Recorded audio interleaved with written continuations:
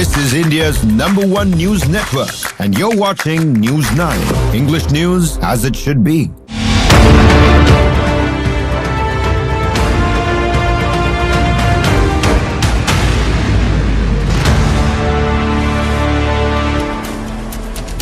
Thanks very much for tuning in. I'm Nabila, Jamal. Unmissable at 9 p.m. where we take you through news from across India and around the globe. Let me take you through our top story in the day tonight. Bloodbath on Dalal Street. We're looking at the markets that have crashed. In 5 years, the worst market crash that we've seen since COVID times. 14 lakh crore literally wiped out from investor wealth. And then we take you through our deep dive segment where we hear of a killer doctor from Madhya Pradesh who's been operating upon patients, impersonating a famous doctor in the United Kingdom, killing 7 people. And finally, our Viral Watch segment, taking you through images of China's flying taxis already taking off. Images of that, as always. All that news, the headlines first. Bloodbath on Dalal Street and in global markets, but Trump defends his tariff policy, saying oil and food prices are down. There is no inflation. Remember, India impact has been massive. 14 lakh crore wiped out of investors' wealth.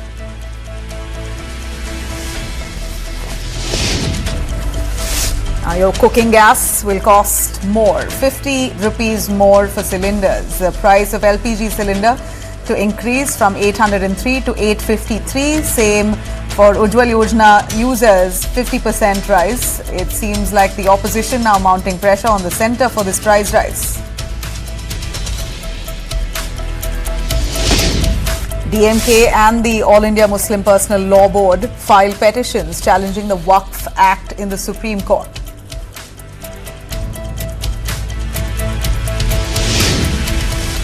Bengal Chief Minister Mamata Banerjee meets with all the sacked teachers, promises alternative jobs and legal support to the affected teachers, says no matter what, she will support them.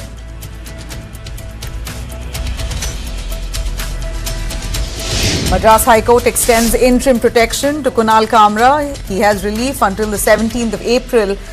He had moved the Bombay High Court, challenging the FIR against him. Also slams Book My Show for delisting him.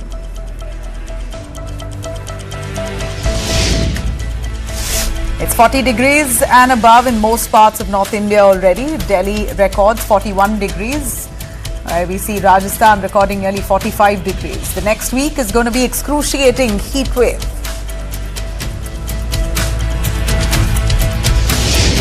Young and overworked, death by suicide of a techie in Kerala, 23-year-old Jacob Thomas. Sparks a debate yet again on work culture within India.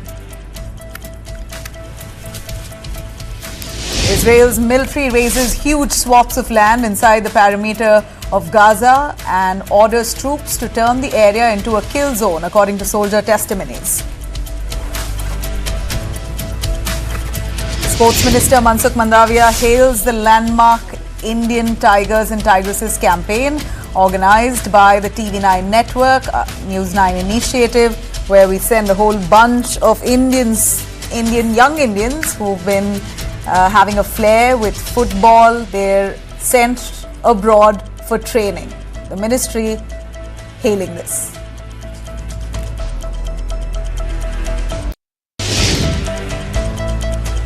Let me start with our top story tonight. 14 lakh crores have been wiped out of the Indian economy. Of course, investor wealth has been taken away due to market crash. The biggest single-day wipeout in 5 years. Markets have opened in deep red and stayed shaken all day. Sensex, Nifty, small caps all have nosedived. Through here, Sensex and Nifty down nearly 5% at opening trade. Small cap 100 crashed by 10%. India's peer index, VIX, shot up 65%. And investor wealth lost by nearly 14 lakh crore. What triggered this bloodbath? Of course, Donald Trump and his tariffs, the same man who was the United States president during COVID as well, when the markets crashed heavily in 2020, is now back again. He's announced tariff, and this has led to panic across the world economy. This time it's not a virus, it's literally a man-made disaster. Trump's new tariffs have rattled the global economy. On Friday, US markets tanked 5 to 6% across the board. The Dow and S&P 500 along with Nasdaq all in deep red because tariffs mean higher inflation and zero growth. And that's a dangerous combination. Recession fears now have gone global. If I could take you through the global markets, Nikkei 7.8% down, Kospi minus 4.6%, IX minus 10%, Hang Seng minus 13%. So we're looking at Japan, Korea, Taiwan, Hong Kong all crashing. Some even hit lower circuits. That's how deep the fall was. Now compared to others, if I could take you through a comparison with India here, India seems to have been hit slightly more mildly because Trump's tariffs on India are at 26%, which is slightly lower than that imposed on other Asian economies.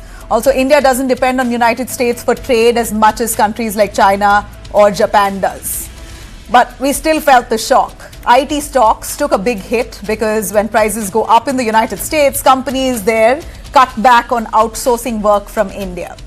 Now, the fear is quite real. We're looking at India's volatility index itself shooting up to 65% today alone. Small caps crashed. And if I could take you through now, the big hit that has been felt by India's 5 top richest brands or people. Let me start with Mukesh Ambani itself, who saw the biggest dip here. He nearly lost 2,400 crores in a day, bringing his total wealth down to around 7.3 lakh 4 crores. Gautam Adani, who's the second richest in India, wasn't far behind. He lost 2,320 crores, reducing his net worth to 4.78 lakh crores. Savitri Jindal and family has lost 1,910 crores, taking their total fortune now to 2.81 lakh crores. Shiv Nadar, founder of HCL, lost 750 crores today. His wealth now stands at 2.61 lakh crores. Dilip Sangvi, founder of Sun Pharma, saw a 525 crore dip today, leaving him with 2.18 lakh crores. Well, what should you do as a person who is probably dabbling in the stock markets? Financial advisors say you shouldn't panic. Don't pull out, avoid panic selling. Stay with your SIPs, keep the long-term view. India's comeback has been always stronger every single time. In fact, if I could take you through some of those instances here where India has fallen bad, come back hard. And that's the 1992 Harshad Mehta scam, the 1997 Asian financial crisis, the 2000 dot-com bust and the 2020 COVID crash, and now the Trump tariffs. We're sure to come back much stronger, but you got to weather this out. Stay on with your investments. That's what financial experts say. India has always bounced back, and this time too, it's not the end. Global stocks plunged again on Monday morning. Japan's Nikkei index led the tumble, falling close to 9% from the open before recovering some ground. Lenders were hardest hit, with the country's bank stocks index falling 17% from the open before it too clawed back some losses. Hong Kong then opened with similar falls. Megabank HSBC plunged 15% out of the gate. Lenders have been hard hit by mounting fears of a global recession sparked by Donald Trump's sweeping tariffs. And in Taiwan, the market circuit breaker triggered after shares in tech giants TSMC and Foxconn both fell 10%. On Sunday, the US president indicated he wouldn't change course in response to huge market losses. I don't want anything to go down, but sometimes you have to take medicine to fix something. Trump said he wouldn't do a deal with China until the US trade deficit is sorted out, and he set tough conditions for talks with the EU. They are coming to the table, they want to talk, but there's no talk unless they pay us a lot of money on a yearly basis. On Monday morning, futures pointed to another bad week ahead for Wall Street. US stocks have already shed close to $6 trillion in value. Oil prices are tumbling too, amid fears a recession could cut demand. International benchmark Brent crude was down around 2% by mid-morning Monday, following a 7% decline at the end of last week. The economic fear this week, with signs of more retaliation to come from US trading partners. The EU is widely expected to announce its response. likely to feature tariffs on US goods ranging from diamonds to dental floss. China has already set its own steep retaliatory tariffs. The turmoil has investors expecting more US rate cuts, with some betting on a move next month. However, that could be complicated by any sign that inflation is picking up due to the tariffs, with this week's US consumer prices number now very closely watched. All right, let me take you through news coming in from the central government, which seems to have acted as a jolt to the common man. LPG now gets costlier. An announcement from the centre has dealt a fresh jolt to household budgets. Oil companies have hiked the price of LPG cylinders by 50 rupees, affecting both general users and the Ujjwala scheme beneficiaries. Now, prices for general users for LPG gas will be up from 803 to 853. For Ujjwala users, 553. That is a fresh price from what it was of 503. Let's take a listen. The average price, not the average, the price per cylinder of LPG will increase by 50 rupees. In other words, from 500 it will go up to 550, and the other one will go up from 803 to 853. Now, Union Minister Hardeep Singh Puri has said even if LPG hike has happened, it's still way less in compared to prices across the world. So, LPG prices in India, he says, is the lowest. Now, let me take you through Karnataka Chief Minister Siddaramaiah lashing out at the BJP leadership, saying while the state government increased prices on some commodities, BJP leadership in the state were up in arms. But why isn't the same BJP leadership within the state not questioning the centre's move this time? That's the message. Will the BJP leaders in Karnataka dare to protest against the central government? Or are you only interested in targeting the state government's plans for your political gains? Adding to the mix here, the centre has also increased excise duty on petrol and diesel. Though this time, the cost won't be passed on to consumers. Oil companies are currently going to be absorbing that. Now, Bengaluru feels increasingly unsafe, and a response that's coming from the Home Minister is certainly not reassuring. Taking you through this shocking news that's come in, disturbing incident from Bengaluru has reignited concerns over women's safety in the city. In the early hours of March 4th, of course, that video has now circulated, gone viral on social platforms. CCTV cameras in Suddagunte Palya BTM layout has captured a man following two young girls, trying to grope them in the middle of the night, right in a street. Very secluded, not very secluded area in that sense, but it seems like an area which was silent at 1:30 a.m. This happened in the wee hours of the morning. A young man misbehaving with a woman on a deserted road. He's seen approaching her from behind, acting in an indecent and obscene manner, groping them while they were walking. Bengaluru police have registered an FIR under the Protection of Women from Sexual Offences Act after a local resident filed a complaint. As of now, the accused remains unidentified. Investigators are scanning CCTV footage and speaking to residents in the area to trace both the man and the woman involved. Statements from locals have also been collected and suo moto case has been filed. Remember, the girls themselves were scared, haven't filed a formal complaint, so the cops have decided to file a suo moto one. Some third person yesterday, they had put it on the social media handle, such video. After going through the video, we have taken up the case and we are investigating it. So far, we were able to identify the person who had posted it, and later on followed by the victims also. We have spoken, we have built a confidence in them. Whoever is the accused, we will definitely secure him. Now, while the police are on the job, it's been quite a few days that culprit has to be arrested, yet we're awaiting that. You have the Karnataka Home Minister G. Parameswara, when asked about the incident, downplaying it. He says such things happen in big cities like Bengaluru. Let's hear it. ಇಲ್ಲೊಂದು ಘಟನೆ ಇಷ್ಟು ದೊಡ್ಡ ಪಟ್ಟಣದಲ್ಲಿ ಘಟನೆ ಆಗುತ್ತೆ ಅದನ್ನ ನಾವು ಏನ್ ಕ್ರಮ ತಗೋಬೇಕು ಕಾನೂನು ಪ್ರಕಾರ ತಗೊಳ್ತೇವೆ. ಬೀಟ್ ವ್ಯವಸ್ಥೆನೂ ಇನ್ನೂ ಕೂಡ ಹೆಚ್ಚಿನ ಪರಿಣಾಮಕಾರಿಯಾಗಿ ಮಾಡಿ ಅಂತ ಹೇಳಿ ಇವತ್ತು ಬೆಳಿಗ್ಗೆನೂ ಕೂಡ ನಾನು ನಮ್ಮ ಕಮಿಷನರ್ಗೆ ಸೂಚನೆ ಕೊಟ್ಟು ಕಳಿಸಿದ್ದೇನೆ.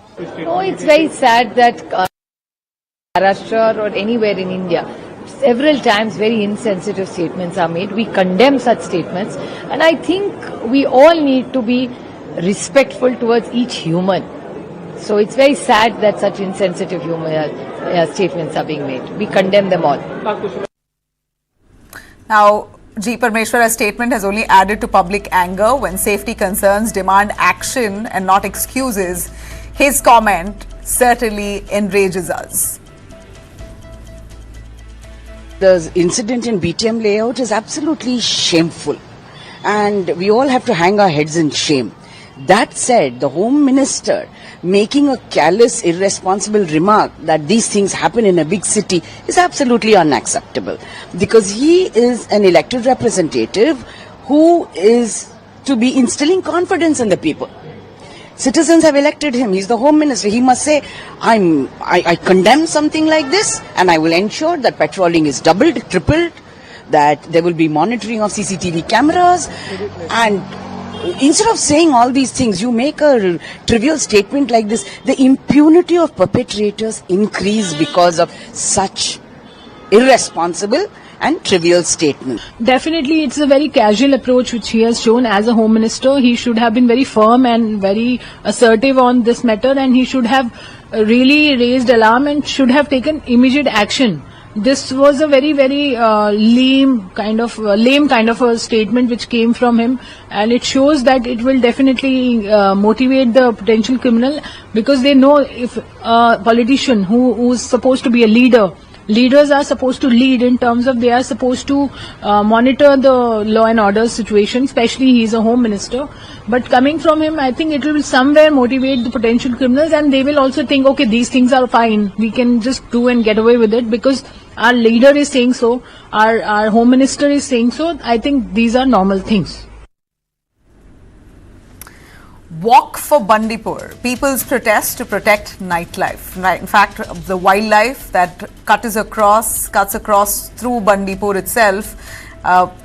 Economics, as we see, for Kerala works out if that road is open, but environmentalists say that this is detrimental to wildlife there.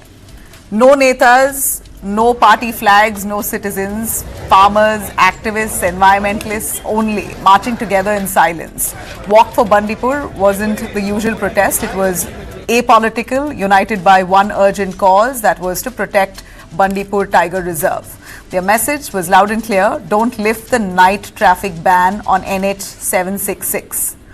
This highway cuts right through the heart of the reserve, and Supreme Court had once imposed a night ban from 9 p.m. to 6 a.m. after repeated cases of wildlife roadkill.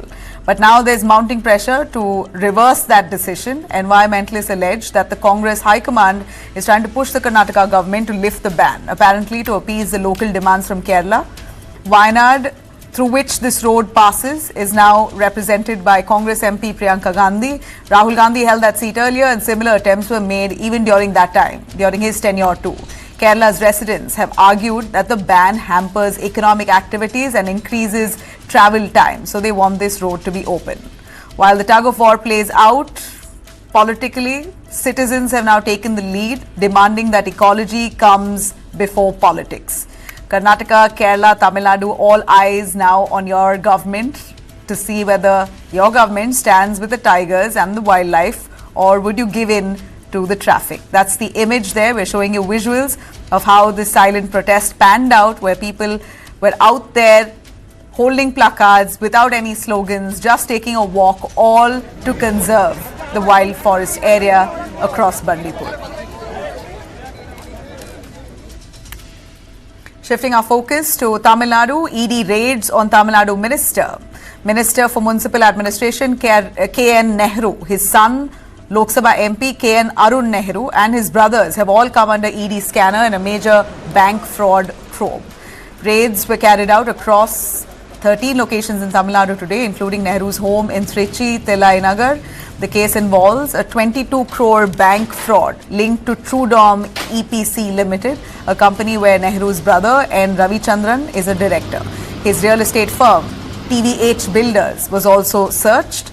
The case was based on a complaint from Indian Overseas Bank. As news spread, DMK cadres and Nehru supporters have gathered in protest, slamming the ED's action. DMK has hit back, calling this politically driven, and blames the BJP of trying to tarnish the party's image. They have stopped raiding Palanichami's relatives' houses now. No case was filed. Started raiding K.N. Nehru and other DMK seniors. So they are misusing the powers of the ED and other agencies, Government of India agencies, for their electoral benefits of the BJP. DMK, meanwhile, has filed a writ petition in the Supreme Court challenging the Waqf Amendment Act 2025. The petition has been filed through the DMK's Deputy General Secretary A. Raja, Lok Sabha MP, who was also a member of the Joint Parliamentary Committee on the Waqf Bill. The petitioner contended that the Amendment Act violates the fundamental rights of about 50 lakh Muslims in Tamil Nadu and 20 crore Muslims across other parts of India. On March 27th, Tamil Nadu Legislative Assembly had already passed a resolution urging the union government to withdraw the Waqf Amendment Bill. The party has contended that the act was passed without considering serious objections raised by its members, both in the JPC as well as during the discussion in the Parliament. Already, several petitions have been filed in the Supreme Court now, alleging, in fact, they're trying to challenge the act, including the All India Muslim Law Board, who have now taken this up in the top court, along with the Congress party too, who's approached the Supreme Court challenging the bill.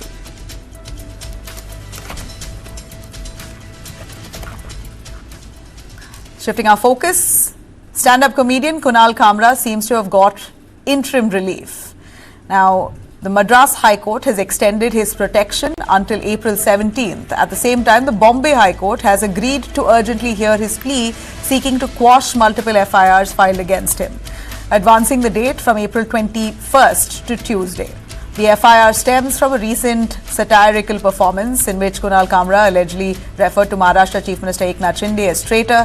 He later shared a clip of the act on social media, triggering backlash and police action. Mumbai police have booked him last month. Kamra has reportedly skipped 3 summons since then, citing death threats. In his petition, Kunal Kamra has invoked his constitutional rights under Article 19 and 21, freedom of speech and the right to life, arguing that FIRs are politically motivated and amounts to harassment.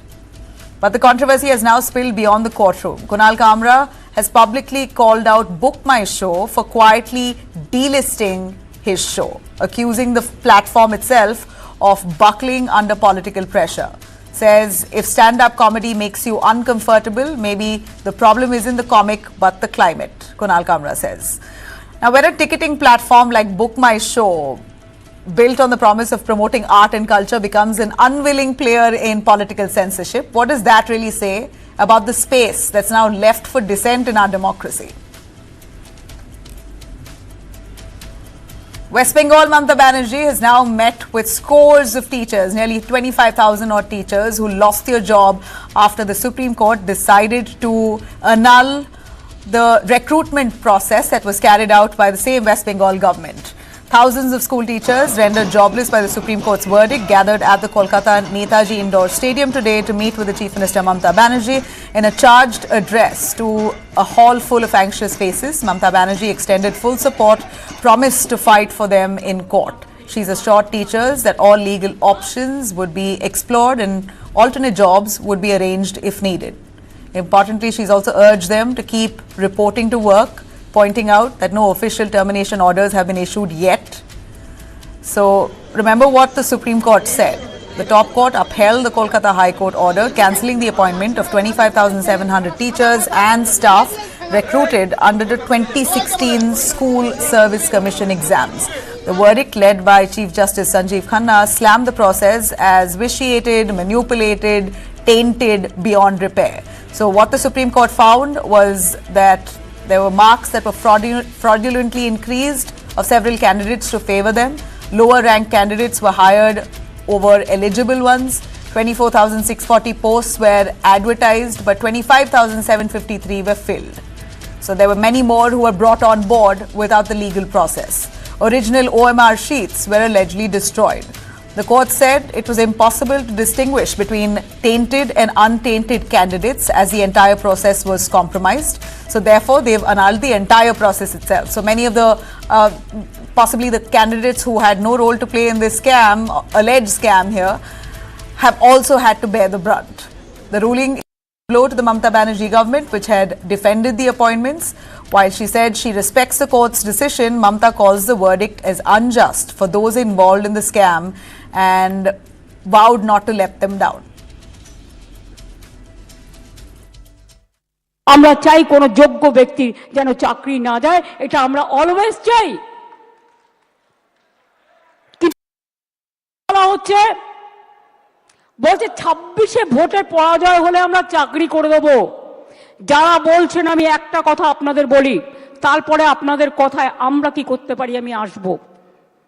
তার কারণ কদিন ধরে আমাকে প্রচন্ডভাবে যে মানুষটা জানে না কি হয়েছে, যে মানুষটা কোনো ব্যাপারে আমি চ্যালেঞ্জ করে বলছি, আমি আমার জীবনে জেনে শুনে কোনো পানিশমেন্ট কাউকে দিইনি এবং মনে রাখবেন জেনে শুনে কারো চাকরি খাইনি। তাই অনেক বদ হজম হওয়া সত্ত্বেও আমি সিপিএম এর একটারও চাকরি খাইনি, যারা 34 বছর অনেক অন্যায় করে। वेस्ट बंगाल गवर्नमेंट जो रुपया लेकर 5-6 हजार चाकरी नौकरी बेच दिया है, उनको सेव करने के लिए वो लोग जेन्युइन जो हमारी टीचर है, नॉन टीचिंग स्टाफ है, उनका लिस्ट सुप्रीम कोर्ट में नहीं दिया। Ex chief justice honourable mister Chandrachud, now sitting chief justice honourable Sanjiv Khanna ji का बेंच में 16 टाइम हियरिंग हुआ। बार बार सुप्रीम कोर्ट बताया कौन जेन्युइन है कौन फेक है, आप इसको सेग्रीगेट करके लिस्ट पेश कर दीजिए।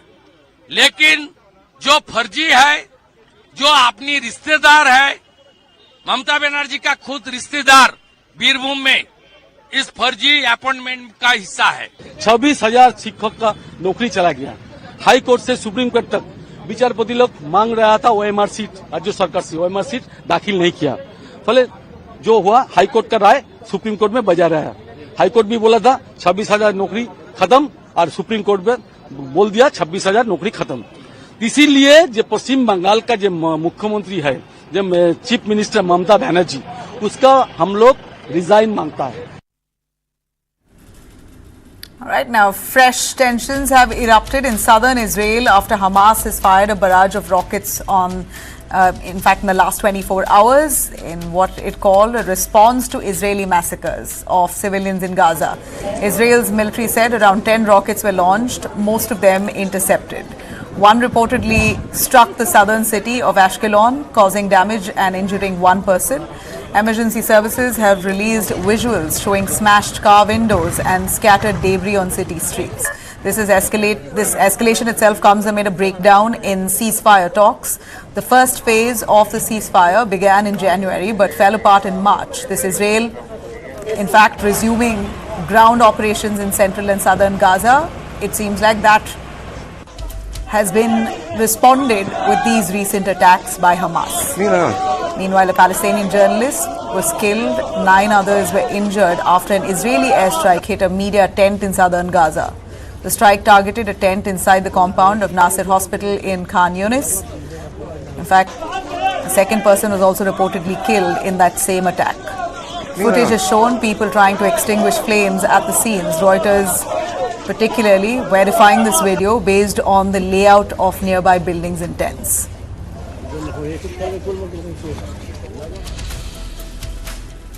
Now, with Hajj pilgrimage approaching, we're looking at Saudi Arabia that's temporarily suspended certain visa categories for citizens of nearly 14 countries, including India, Pakistan and Bangladesh. In fact, this is the season of Hajj, and while there's overcrowding, the Saudi Arabian government has decided to cancel visas from all these countries for the moment. Suspension affects Umrah, business and family visit visas and will remain in place until mid-June.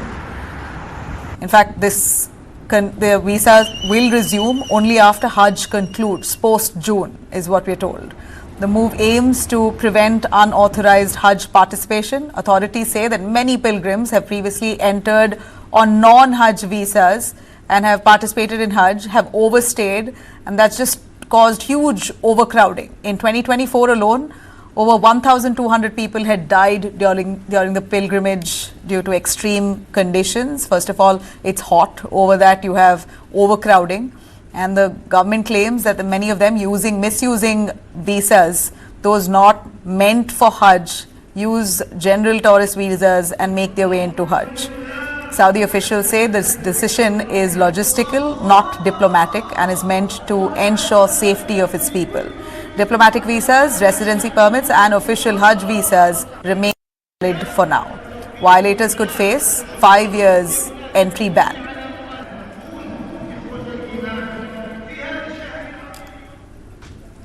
On that note, we're slipping into a short break. Coming back on the other side, deep dive, our story here on a doctor who seems to have killed nearly 7 people, faking his way, calling himself a fake, seems to be more of a quack.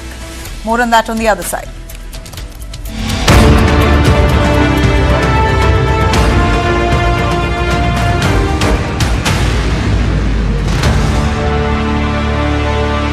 What does it take to be the greatest in the world? There is one thing which truly sets you apart.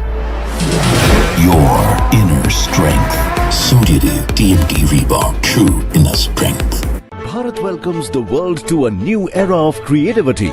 Waves, World Audio-Visual and Entertainment Summit. Connecting creators through Creatosphere. Wave Accelerator. Waves Bazaar, where stories, ideas and content go global.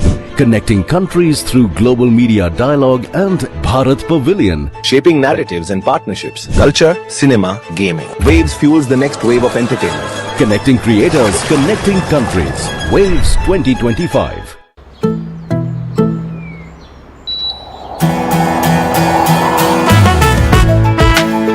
I need expert performance. I need my career.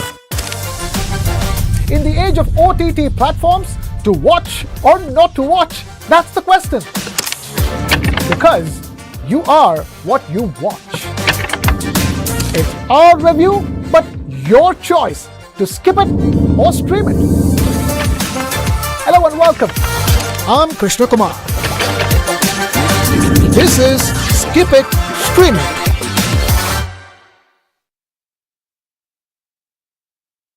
It's not the fiefdom of politicians. They owe it to the people. Matter is now more about faith of the millions of devotees than just political slugfest. Does that mean that I can't get a job in Chennai, although I may be best suited for that particular job? They have more civic sense, they have more of civility than all these men. My name is Sudha Sadanand. Welcome to the South Indian.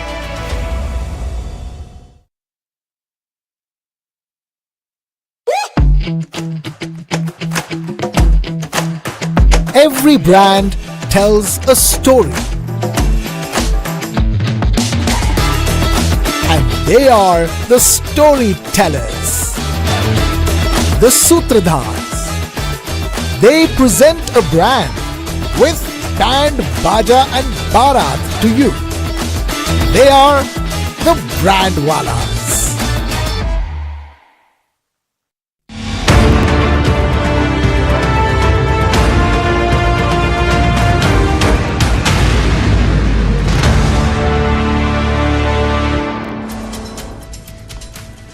Welcome back. A massive manhunt is underway in Madhya Pradesh for a con man of a doctor who's managed to perform 15 surgeries, killed 7 people. He seems to be more of a quack, but posed as if he's a very famous doctor who's got his degrees from London and come down to India to perform his medical practice at a missionary hospital. So this is a man you see on our screens here, man who posed as a heart specialist, Dr. Narendra Yadav, who now stands accused of playing God. This man, under an alias, claimed to be Dr. N. John Cam. He basically called himself N. John Cam, a renowned London-based cardiologist. In fact, John Cam himself has called this out. He did put out a post on his social platforms claiming that this is false. This man is not, he's trying to impersonate him, also urging people not to fall for this. But nonetheless, the scam here has continued. This man you see here particularly, his real name is Narendra Yadav. So I'm going to refer to him as Narendra Yadav. He's performed 15 heart surgeries. Shockingly, 7 patients have died in this.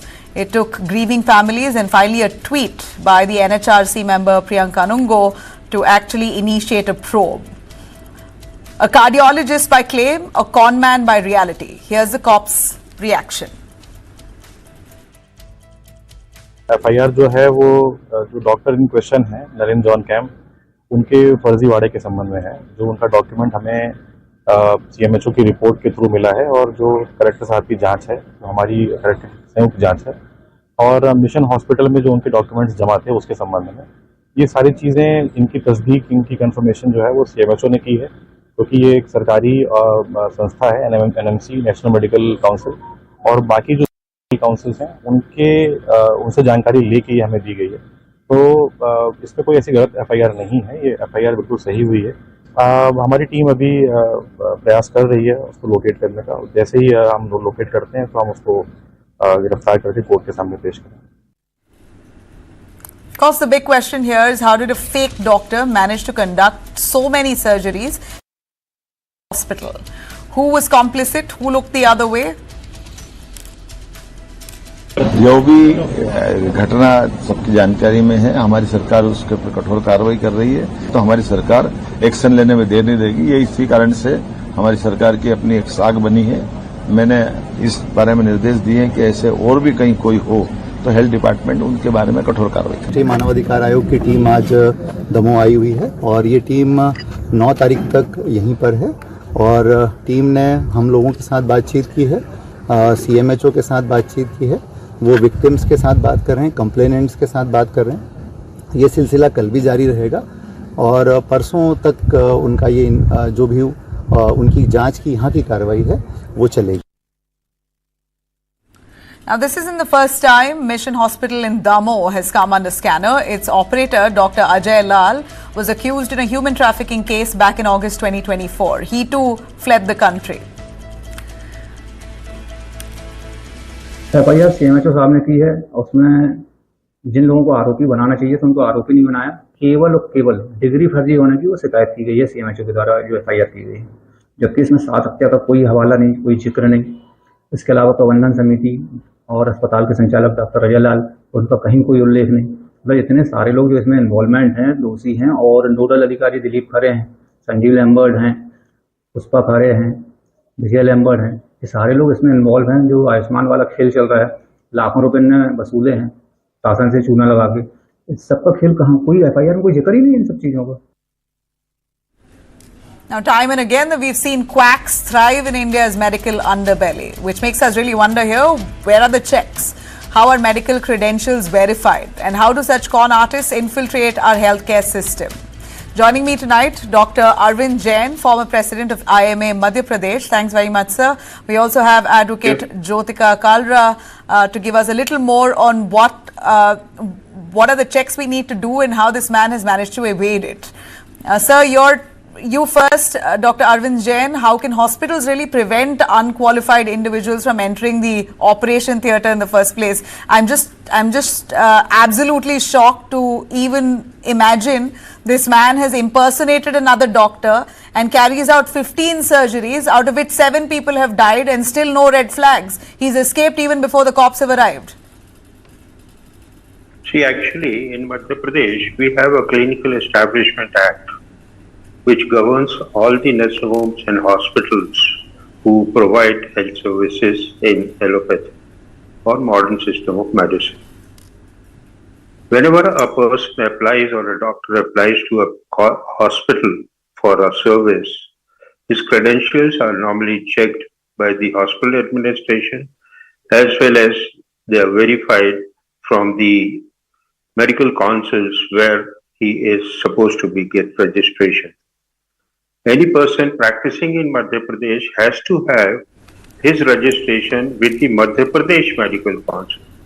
If suppose I am working in Maharashtra, I have got a registration of Maharashtra Medical Council, but if I move to Madhya Pradesh, I first have to have a registration to practice in Madhya Pradesh with the Madhya Pradesh Medical Council. This is the usual practice which is followed.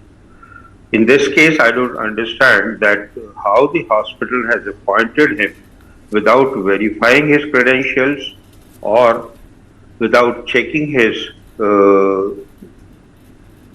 qualifications and his skill. Normally, we get a reference. When I apply for a post, I should write my references also so that the hospital gets an opportunity to verify my credentials from my referees. You know, my only question here is, ma'am, Jyotika, if you could tell me if this hospital should be allowed to function. And I'm sure many of them are demanding this mission hospital in Damo be shut down with immediate effect. I think shutting down of a hospital is not a solution at all. Now, because one has to find out as to where lies the fault. Such a grave issue has gone unnoticed, and there seems to be a second case. There was one other doctor who similarly. It seems that the local police is also involved in this chapter. So there should be an independent agency, if possible by CBI, to investigate, because this cannot be an isolated incident happening somewhere singularly. As you had said, there is no procedure for the verification of the medical, for the educational degrees or the educational documents. It is so surprising. So, and again I was saying that when he was conducting a surgery is a super specialty action being done by a doctor. So what about the doctors who were assisting this doctor in that operation theatre? To identify that he is not a doctor. And if 7 out of the 15 surgeries, 7 people have died, there was no alarm bell. It's only because of the NHRC member had posted it on the social media platform. Otherwise, the state has just slipped it under the carpet. I mean, there was no information. There is no news about this such a grave incident where 7 people have died, and exclusively due to the negligence. It's culpable negligence. It is not simply negligence. It's a culpable negligence. It seems there is a racket behind, which is, and not seems, it's quite apparent. There is a racket behind. How can it be possible that in a hospital, in a mission hospital, the doctors cannot identify that the person who seems to be, who makes himself to be a doctor of super speciality, having been educated at London, who is not, they can't identify that this is not a natural doctor from London, but a mock. This is quite unimaginable. You know, so ma'am, I'd like to ask you on what are the legal options that victims' families have? Is there a way for them to compensate? Because if this is an absolute mistake and apathy, oversight from the administration, all the way to all officers who are responsible in granting him those permissions, to the administration of the hospital. I don't even know how many people could be involved in clearing him. They very well deserve compensation, apart from, of course, this man being arrested as soon as possible. Look, that is, man being arrested is totally independent of what the victims have suffered. And the concept which is already there in CRPC, that is victim compensation.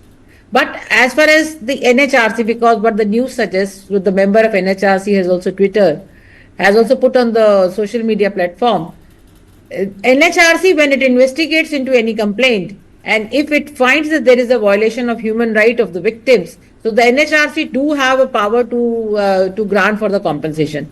This compensation has to be paid by the state to the victim. So that scope for compensation is there from NHRC, plus they can also get compensation under the criminal procedure, the FIRs which have been registered. So when the matter would be investigated, or even in the beginning, the victims have a right to get compensation under the victim compensation scheme of CRPC. These are like two legally available mediums for compensation to the victims. Okay. Finally, I Dr. think, Yes, Dr. Arvind Jain, your take on whose fault is this? If I could really pin the blame on someone, who could that be? It can't be just the mission hospital responsible here. Where's the real-time registration of doctors in India? What kind of systematic change are we foreseeing here? in fact, as soon as if we go from the primary medical education, as soon as a doctor gets his MBBS degree, he has to go for an internship of a year. During that period of internship, because he also has to prescribe certain medicines, he has to get a temporary registration because he hasn't got a degree. Once he gets a degree, he gets a permanent registration number. After that, if I want to do a post-graduation, then after finishing my